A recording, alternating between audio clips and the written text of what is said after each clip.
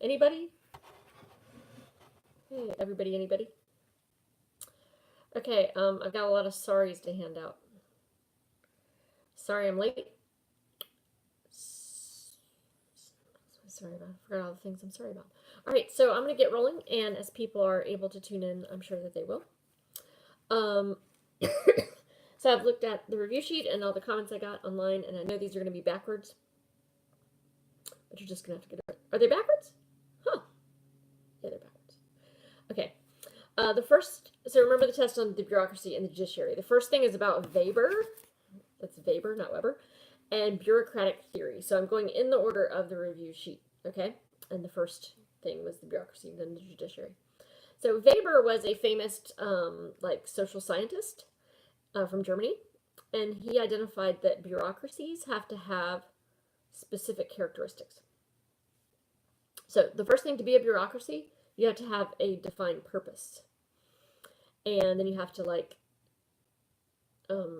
divide labor to achieve that purpose, and you have to have a system of rules to carry out the different activities, and it's all listed there on your review sheet what the characteristics of an effective bureaucracy are.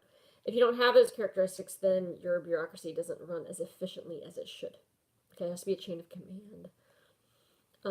A chain of command means everybody knows who can tell them what to do. Okay. So we tried to increase the fidelity between the theoretically ideal bureaucracy and our own bureaucracy in the government. Okay, but the school's a bureaucracy, McDonald's is a bureaucracy, the Army's a bureaucracy. So, but for the purposes of this class, when we refer to the bureaucracy, we're referring to the departments and agencies within the executive branch that are headed by political appointees and career civil servants, people who work for the government. Okay, so the next thing is patronage and the Pendleton Service Act versus the merit system.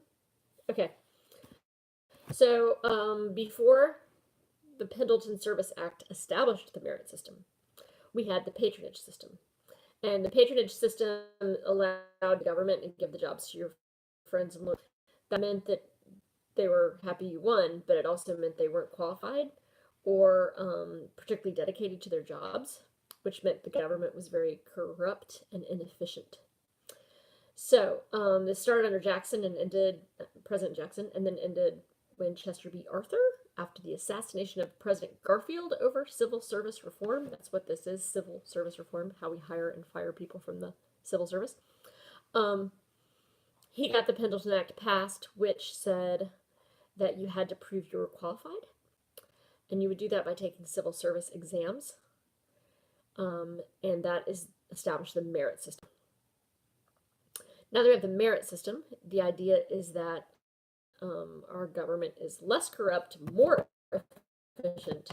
People are more dedicated to their purpose as civil servants, and so they're less likely to be bribable.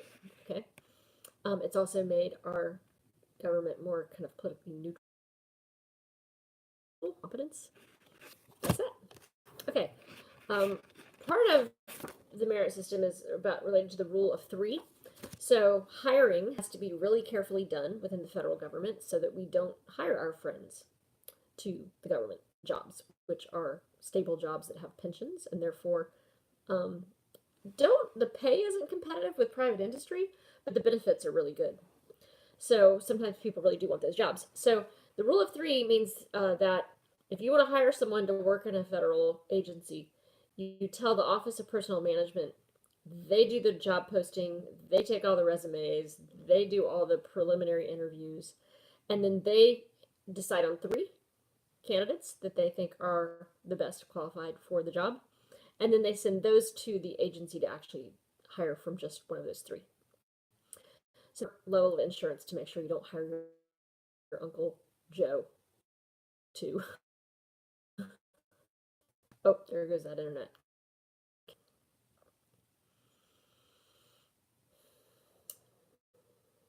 It says it's reconnecting, and the timer's still, I don't know which one is writing or it's actually going, but I think it's going, so we'll keep going. All right, one thing that government workers have that private business workers do not have is due process rights. If you work in corporate America, especially in a right to work state like North Carolina, you can be fired at any time without reason. Okay? But if you work for the government, in order to make sure you're not getting fired for political reasons, because maybe you're in the wrong political party or they don't like the political speech you've engaged in outside of your work hours, they can't fire you without due cause, and that's what due process rights protect you with. So I have due process rights as a teacher in North Carolina. Not all teachers do anymore. They took them away in 2013, but those of us who had them, we retained them, and that means that I can only be fired for one of 15 reasons, and you have to prove that I deserve to be fired. So you have to document the attempts you made to get me to be competent. So those are due process rights, and that's what makes government employees' jobs pretty stable, because you got to really, really want to fire someone to do all the documentation and get them out. All right, so the president, he appoints about 2,500 to 3,000 people at the very top of the federal bureaucracy. Everybody else are career bureaucrats. But really, really good jobs. So remember, the general schedule pays you from 1 to 18, and 18 is the highest. So those jobs that are up there at the pay level of 16, 17, 18, those are considered plum jobs. And so there's a book that lets you know when those jobs are open and what they are and how to apply. And they're like plum jobs. So that means that they're really tasty. They're great jobs. Okay. So if something's plum, it means it's really quite exquisite. So that's just a simple way of people who are highly qualified or well connected in to get good government jobs is to consult the plum book. Okay. Now, one layer of the bureaucracy is the cabinet. They are directly appointed by the president and to lead the 15 cabinet departments. And somebody wanted me to talk about this. This just to help you understand that the president not only appoints the cabinet secretary, it goes several levels down. Okay, he appoints the cabinet secretary, the undersecretary, the deputy secretary, and the assistant secretary. Okay, so it's not just the very top of the departments that the president appoints, but at the very first 4 levels of the food chain there. Okay. Another part of the bureaucracy is the independent agencies and the regulatory agencies. Government corporations.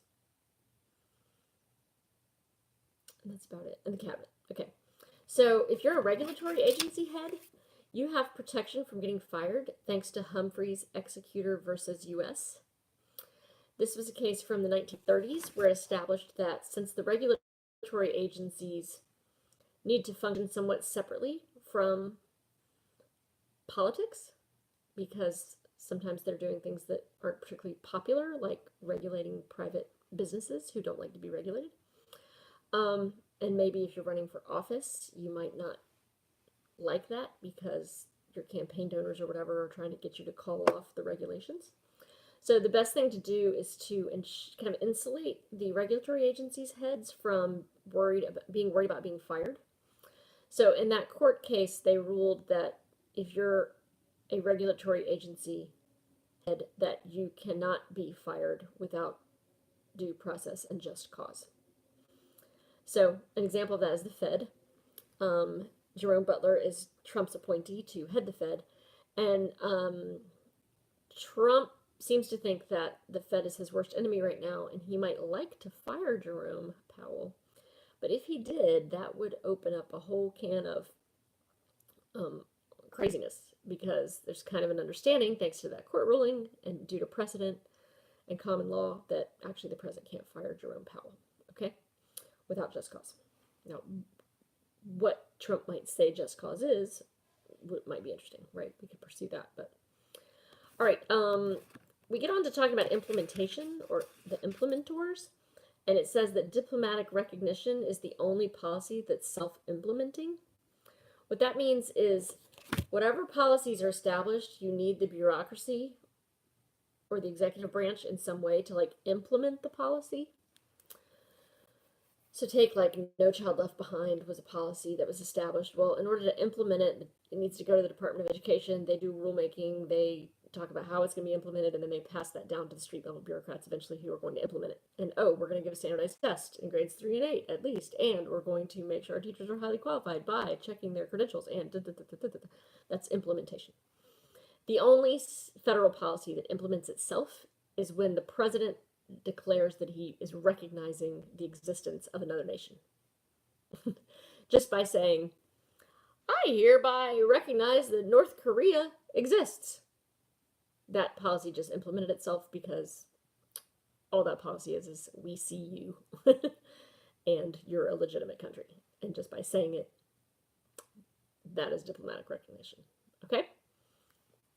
Somebody wanted to know what this part of the review sheet was. It says, meaning of regulations are ubiquitous.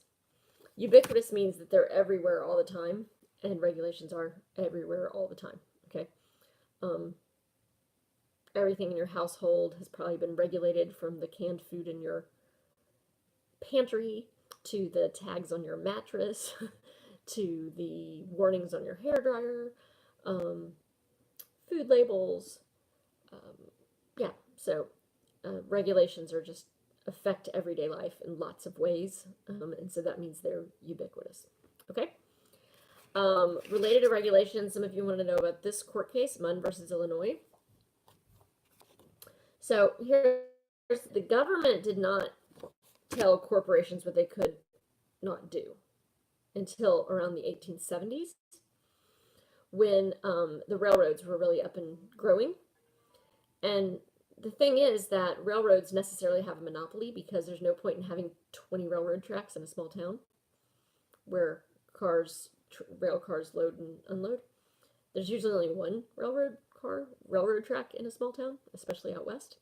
And since they had a natural monopoly, those railroads started charging like discriminately high shipping rates to farmers, whereas they were giving better shipping rates to Rockefeller, who was moving oil. So, some farmers formed a political party called the Populists, and they eventually elected state leaders who started trying to tell the railroads what they could and could not do or charge within a state,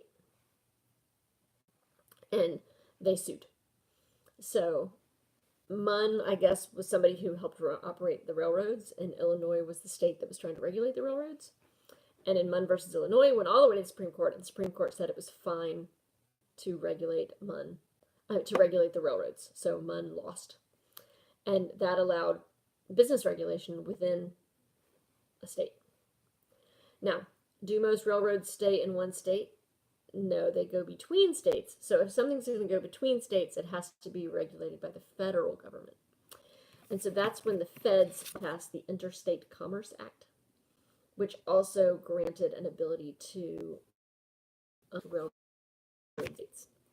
And so that was really the beginning of business regulation in the United States, because the Supreme Court upheld or established a precedent that sometimes business regulation was warranted and allowed under the Commerce Act. Okay? Somebody, of course, wanted me to talk about iron triangles. So remember that iron triangles, another word for iron triangles is sub-governments. Those are both kind of like negative terms for this idea. If you're optimistic about what I'm about to talk about, they're called issue networks. Basically, you have elected officials who don't know a whole lot about a policy area because they are generalists, not specialists. So they rely upon interest groups to advise them, give them information, maybe support them financially in their campaigns, election near for them, give them endorsements. The elected officials need the interest groups, and the interest groups need elected officials. So we have a symbiotic relationship going on there. That's the bottom of the triangle. At the same time, bureaucrats also need the elected officials, and also they want bigger budgets so that they're more powerful. So you can get this kind of incestuous applied to the bureaucracy, kind of incestuous triangle where the interest groups want more, either more laws or more regulation, And the elected officials want to make the interest groups happy, so they will get their support in campaigns. More, either more money or more regulation, so they'll be more powerful.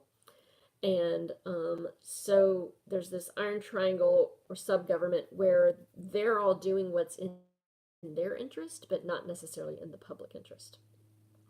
So there can be a liberal spin on iron triangles, or there can be a conservative spin on iron triangles. A liberal spin would be the military-industrial complex. So interest groups like Boeing or military contractors or whatever, they want more military stuff made and produced. So they want the military to grow. Elected officials want the military to grow so they can build more bases and stuff. The Department of Defense wants to grow because the more money they get, the more contracts can handle, more impressive is Department of Defense. So you get the military-industrial complex that forms. Okay, it's a bigger military, but maybe the public interest is some. Also get that version in like a conservative claim. That would probably be about like the environment. The Sierra Club wants more and more regulations, and some elected leader who wants their support in the next election would be support more and more regulations, and the bureaucracy wants to feel important and get more funding and staffing to carry out those regulations, so they're for more regulations, and that keeps working and working and working until you have no jobs in an area because owls in that state. Okay.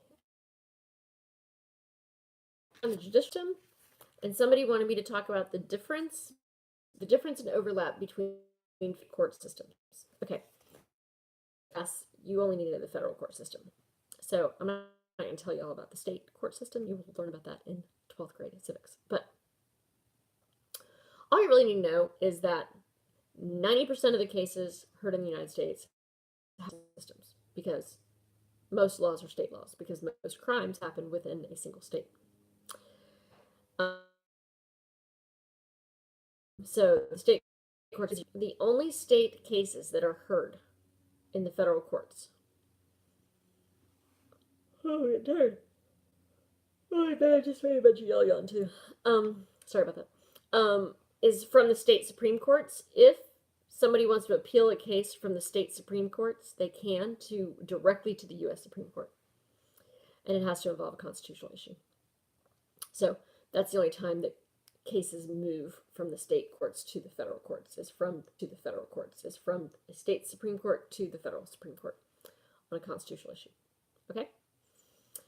Somebody wanted me to talk about legislative courts in detail, and I looked at the review sheet, and I think at the time I made that review, legislative courts were actually important, but I've never seen the test get that granular. Actually, that's just really, really specific, boutique-like information that I don't think you need to know. So don't worry about the legislative courts. They're just specialty courts created by the Congress because they handle a body of law that's really complicated. Okay, so that's all I need to know about that. One job that's not really very clear that's held in the federal government is the Solicitor General. The Solicitor General. Okay.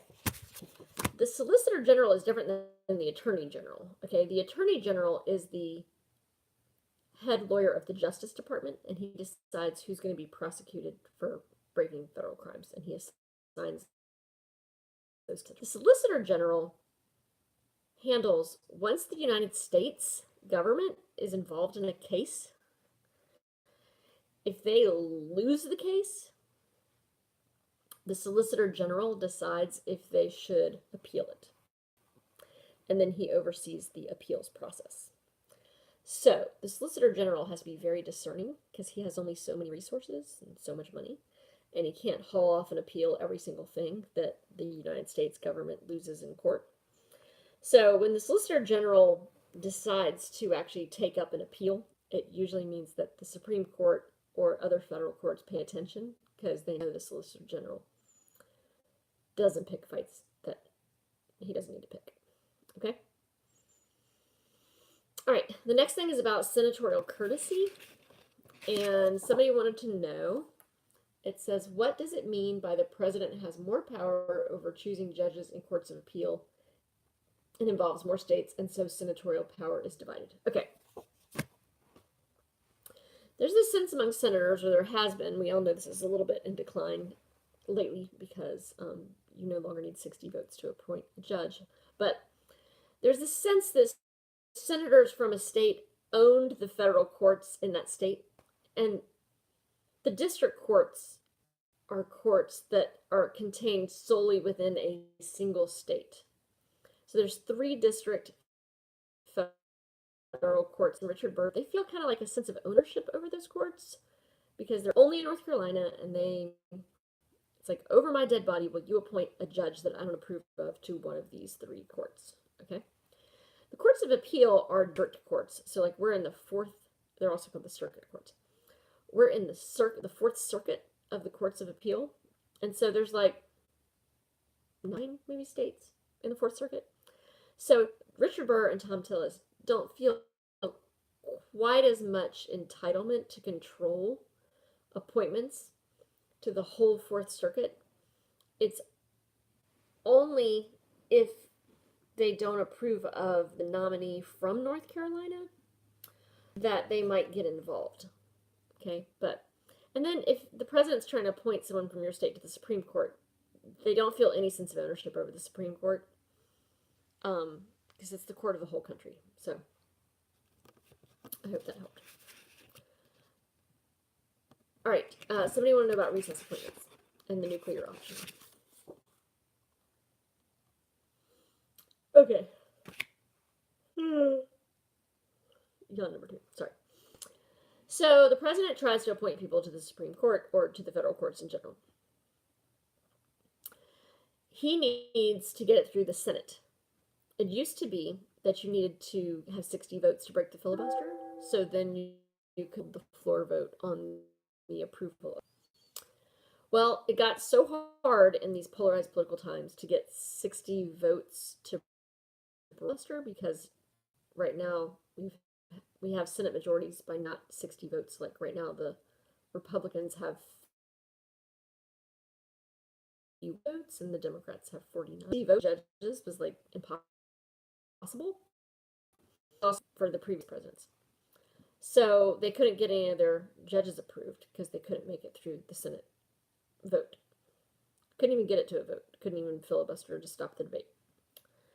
So you could make a recess appointment, which means if the Senate doesn't approve your appointment, you can still appoint the person if you're the president, but they can only hold that job for a year.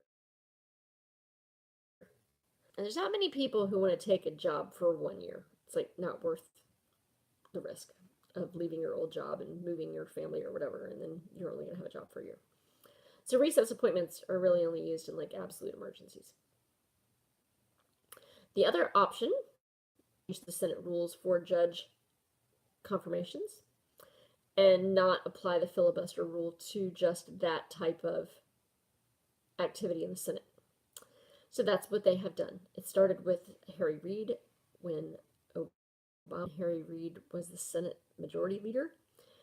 For some lower judge jobs like district court, federal district court judges or circuit court judges, they waived the filibuster and went with this nuclear option. It was called a nuclear option because it was considered to be like so controversial because it would be basically quorum for the center and be moderate, and we don't move on until we have 60.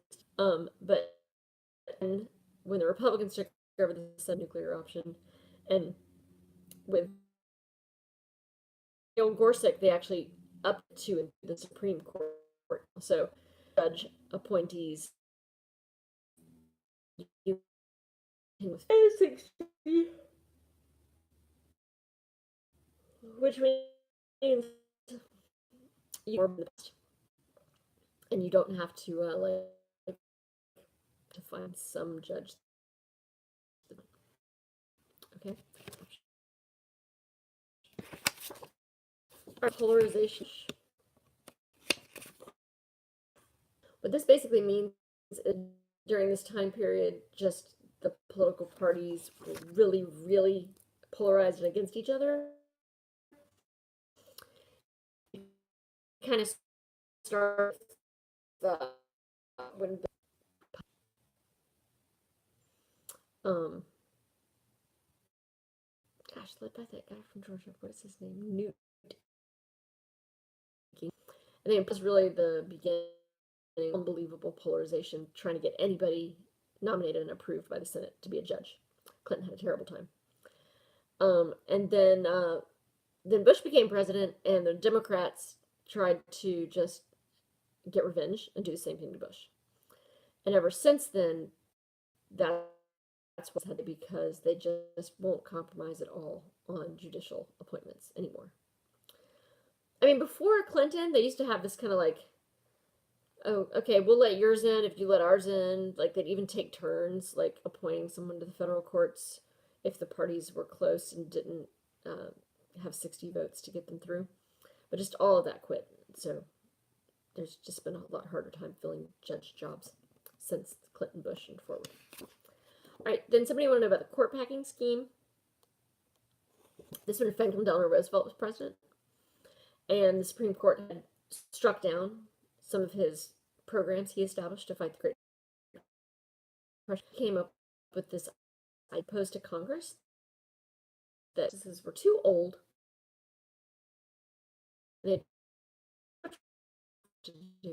That meant that the 6 new justices would all be appointed by FDR. And it was a way for him to like take over the Supreme Court and make it his rubber stamp factory. The Congress, even though they were Democrats and all from his party, for the most part, they held the majority in both houses. They like thought that, and it went no, but it was just really disconcerting, or like attempt to compromise the independence of the judicial branch. All right, and then we're just getting to the characterizations of different chief justices. This one says Rehnquist court, not deferential to Congress. So remember that judicial restraint is this idea that the legislative branch is superior to the judicial branch, and therefore they're the lawmaking body of the land, not the courts. And therefore the courts should be very strict to what the law actually says, and they should not be judicial activists. Remember that judicial activists are a precedent, and they feel like you can like legislate from the bench in a way. And so, for example, if we think gay marriage, if you're a justice and you think that gay marriage should be legal, you might strike down laws that ban gay marriage without a lot of deference to the fact that really Congress passes laws, and therefore you should leave it up to them if they want to ban gay marriage or not. Because they represent the majority. So, Rehnquist court was not terribly deferential to Congress. They sometimes would make decisions that really impacted law in a way that undercut the legislative branch. So, let me think if I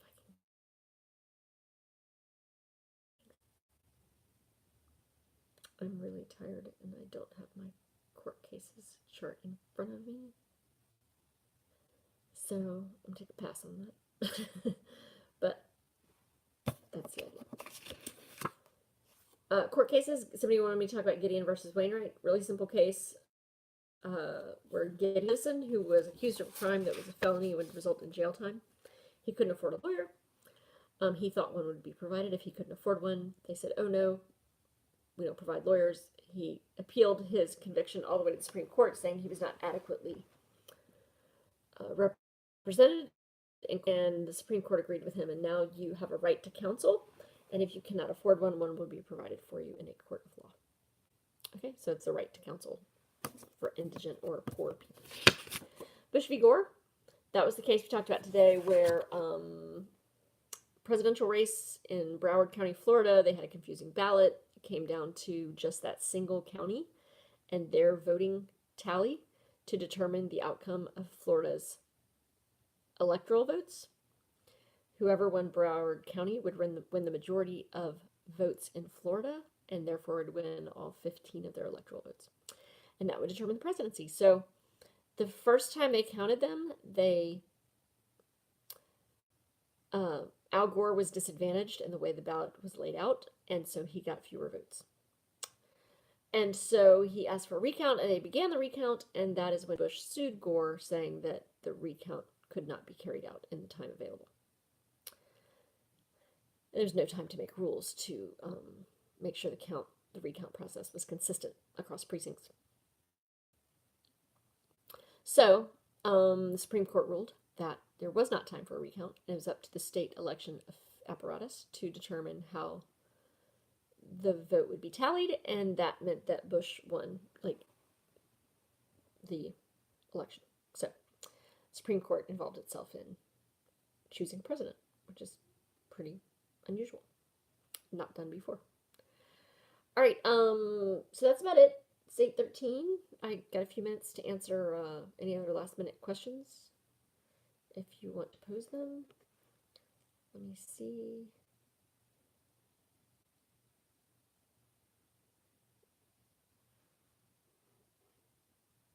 Okay, so I have live chat on. Does anybody have any questions?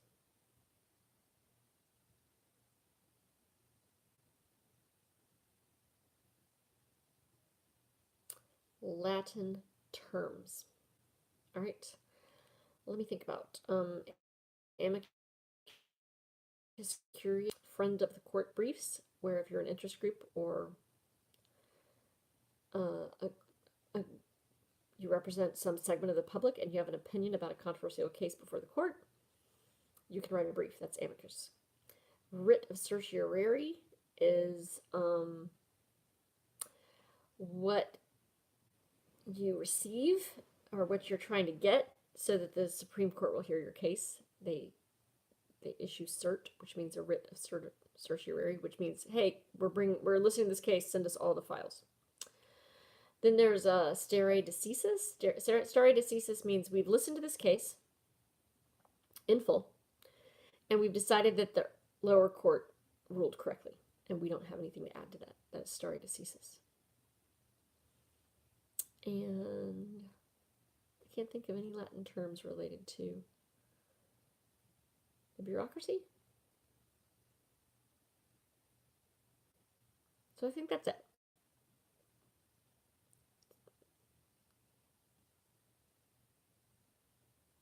Yeah, I think that's it. Okay, any other questions? And if there's another Latin term out there I'm not thinking about, just let me know.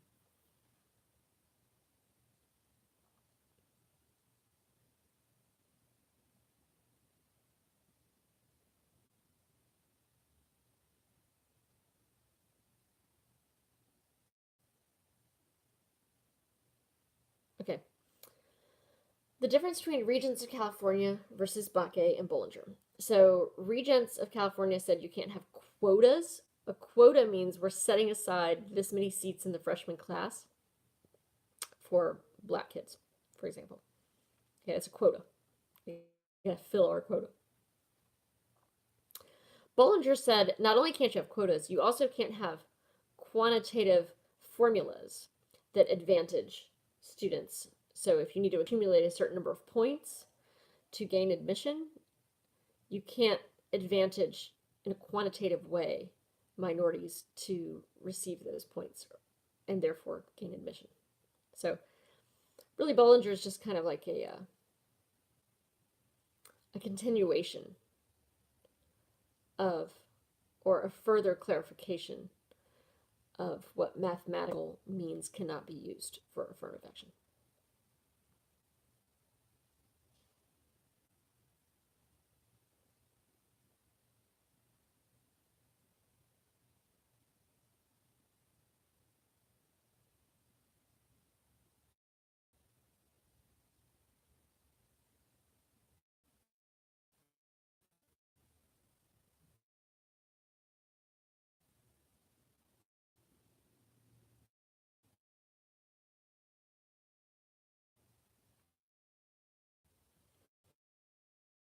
Okay.